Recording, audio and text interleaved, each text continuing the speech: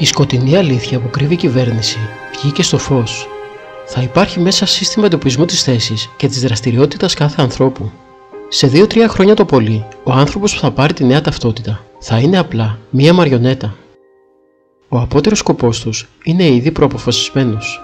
Τα προσωπικά στοιχεία, τα βιομετρικά δεδομένα, τα στοιχεία εργασίας, τα φορολογικά στοιχεία, οι τραπεζικές κινήσεις, οι αγορές, οι δοσοληψίες, ο ιατρικός φάκελος, τα φάρμακα, οι εμβολιασμοί, οι μετακινήσεις και τα ταξίδια, τα πρόστιμα μη συμμόρφωσης και τα προνόμια συμμόρφωσης, ακόμη και το προσωπικό αποτύπωμα άνθρακα, όλα θα πρέπει να μπουν σε ένα κοινό καταγραφέα προσωπικών πληροφοριών.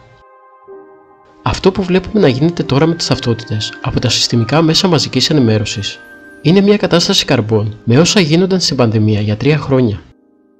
Παρά τις προσπάθειες της κυβέρνησης να απλώσει ένα νέφος παραπληροφόρησης σχετικά με τις νέες ηλεκτρονικές ταυτότητες, οι προθέσεις τους είναι ήδη γνωστές εδώ και χρόνια. Λένε ότι δήθεν δεν θα έχουν καμία διαφορά με τις συμβατικές ταυτότητες. Έφτασαν σε σημείο να ψεύδονται ενώπιον του ελληνικού λαού, δηλώνοντας ότι οι νέες ταυτότητες δεν έχουν τσιπάκια. Αργότερα μας αποκάλυψαν πως θα έχουν τσιπάκια, αλλά δεν θα είναι το σφράγισμα. Ποιος μας αποκλείει πως δεν θα βγουν μετά από λίγους μήνες να μας αποκαλύψουν πως τελικά είναι το σφράγισμα, αλλά έκαναν λάθος, όπως ακριβώς έγινε και με την πανδημία κάμποσες φορές. Είναι πασιφανές ότι η ηλεκτρονική ταυτότητα δεν έρχεται στη ζωή μας για να χρησιμοποιηθεί ως απλό μέσο ταυτοποίησης, αλλά για να μετατραπεί τελικά σε κάρτα του πολίτη, δηλαδή σε κλειδί πασπαρτού για την άσκηση όλων των δικαιωμάτων που θα ανήκει περισσότερο στον κλειδοκράτορα μιας υπερεξουσίας παρά στον ίδιο τον πολίτη. Η συγχώνευση αριθμών σε ένα και μόνο προσωπικό αριθμό προϋποθέτει και την ενοποίηση όλων των κρατικών εγγράφων σε ένα και μόνο ψηφιοποιημένο προσωπικό έγγραφο, δηλαδή την κάρτα του πολίτη. Ο προσωπικός αριθμός του πολίτη λοιπόν πρόκειται να προσθεθεί σύν το χρόνο στις νέες ηλεκτρονικές ταυτότητες. Ηλεκτρονική ταυτότητα, κάρτα του πολίτη και ψηφιακό ευρώ είναι η απαραίτητη κρίκη της αλυσίδας που θα δεθεί στον τράχυλο του πολίτη και θα ανοίξουν το δρόμο για τη δημιουργία του ψηφιακού ανθρώπου, του μετανθρώπου, που θα βρίσκεται στην κυριολεξία σε απευθείας σύνδεση με τους ψηφιακούς νευρώνες της παγκόσμιας διακυβέρνησης. Αυτός λοιπόν ο ψηφιακός πολίτης, σε όποια χώρα και αν ανήκει, σε όποιο σύνταγμα και αν υπακούει, σε όποια κυβέρνηση και αν εμπιστεύεται τα προσωπικά δεδομένα του, θα γίνει εν τέλει ένα θύμα της νέας τάξης, που ανα πάσα στιγμή θα μπορούν να του τραβούν την πρίζα για οποιοδήποτε λόγο κρυφθεί σκόπιμο. Θα υπάρχει μέσα σύστημα εντοπισμού της θέσης και της δραστηριότητας κάθε ανθρώπου. Το τσιπάκι, αν δεν μπορεί σήμερα να βλέπει ανελιπώς τη γεωγραφική θέση μου, θα μπορέσει να το κάνει αύριο μέσω των αναβαθμίσεων της ταυτότητας και της εξέλιξης της τεχνολογίας. Το θέμα είναι ότι παραδίδοντας όλα τα δεδομένα σου στο κράτος, παραδίδεις ολόκληρη τη ζωή σου στο υπερκράτος, που κατευθύνει το σημερινό κράτος, δηλαδή θα είσαι απλά μία μαριονέτα. Ένα σενάριο από το εφιαλτικό μέλλον τους. Φανταστείτε μια τέτοια κάρτα του πολίτη. Τι τρομακτική δύναμη μαζικής χειραγώγησης και καταστολής θα έχει σε μια επόμενη πανδημία, όπως ήδη προαναγγέλνουν ότι θα έχουμε. Φανταστείτε ένα πολίτη που για οποιοδήποτε λόγο δεν εμπιστευτεί τα σκευάσματα που θα προκύψουν από την επόμενη φαρμακευτική εταιρεία. Πόσο ακαρία θα μπορούν να του κατεβάσουν το διακόπτη των δικαιωμάτων του.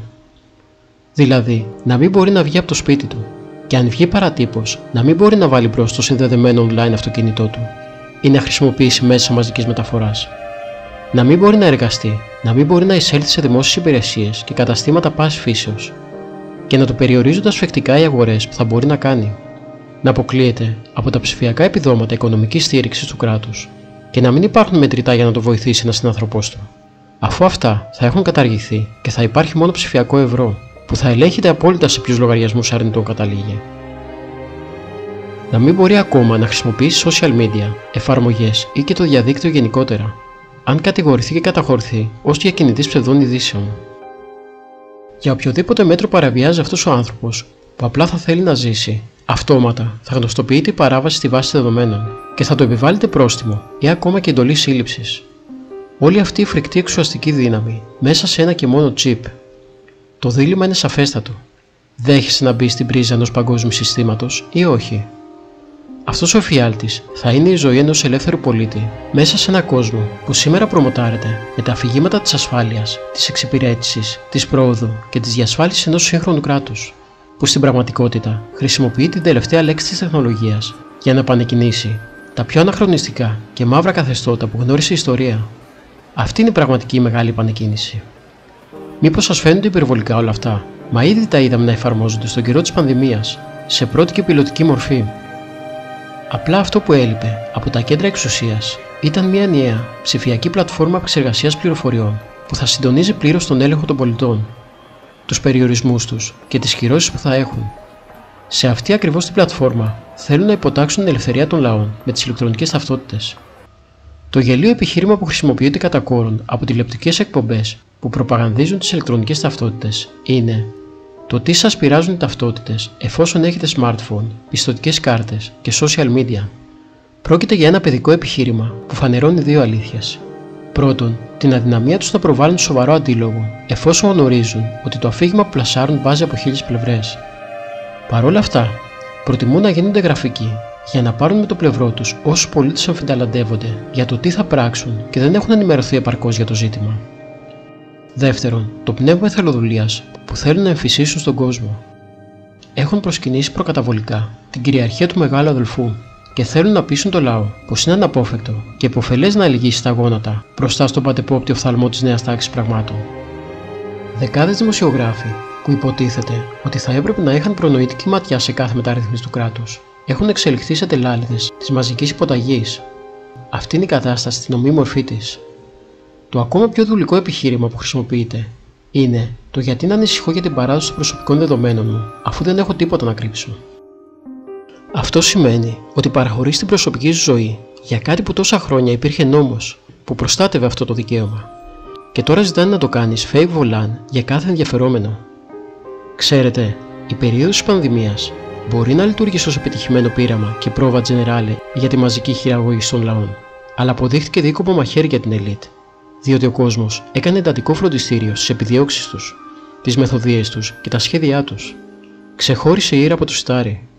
Φάνηκε πώς δουλεύουν τα μέσα μαζικής ενημέρωσης, πώς στείνουν την προπαγάνδα τους, πώς ξεδιπλώνουν τα επιχειρήματά τους. Αυτό που βλέπουμε να γίνεται τώρα με τις ταυτότητες από τα συστημικά μέσα μαζικής ενημέρωσης είναι μια κατάσταση καρμπών με όσα γίνονταν στην πανδημία για 3 χρόνια. Οι ίδιοι στερεότυποι χαρακτηρισμοί, ο ίδιος κοινωνικός ρατσισμός, το ίδιο bullying από τα κανάλια, οι ίδιες απειλές, η ίδια πλήση εγκεφάλου.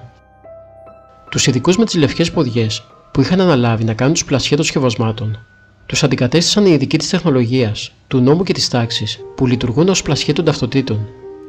Όλα ίδια και επαναλαμβανόμενα, σε σημείο να έχουν γίνει αφόρητα προβλέψιμοι και να τους αγνοεί όλο και περισσότερος κόσμος.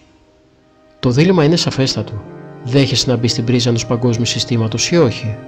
Η εύλογη απάντηση: δεν πέρασαμε από 2 παγκόσμιους πολέμους για να φτάσουμε σήμερα να ξαναγίνουμε πρόσωποι αριθμοί και να ξαναμπούμε σε ψηφιακά στρατόπεδα συγκέντρωσης και μάλιστα οικειοθελώς. Δεν είμαστε νούμερα, αλλά ελεύθερα πρόσωπα. Ο Χριστός κτυπά συνεχώς την πόρτα της καρδιάς μας για να του ανοίξουμε, να μπει μέσα μας και να μας χαρίσει την πληρότητα, την αγάπη, τη γαλήνη, τη χαρά και την ευτυχία. Ο Χριστός είναι ο μόνος δρόμος προς τη σωτηρία μας και προς τη βασιλεία των ουρανών. Ας είναι δοξασμένος ο Κύριος και η μεγάλη του ευσπλαχνία που δίνει σε ανθρώπους αμαρτωλούς τη χάρη του Αγίου Πνεύματος. Για να γνωρίσει κανείς τον Κύριο, δεν χρειάζεται να είναι πλούσιος ή επιστήμονας, αλλά χρειάζεται να είναι υπάκουος, εγκρατής, να έχει πνεύμα ταπεινό και να αγαπά τον πλησίον. Ο Κύριος θα αγαπήσει μια τέτοια ψυχή, θα της φανερώσει ο ίδιος τον εαυτό του και θα τη διδάξει τη θεία αγάπη και ταπείνωση και θα της δώσει κάθε τι ωφέλιμο για να βρει ανάπαυση κοντά στο Θεό. Όποιος ομολογήσει ότι ο Ιησούς είναι ο Υιός του Θεού, ο Θεός μένει μέσα του και αυτός μέσα στο Θεό.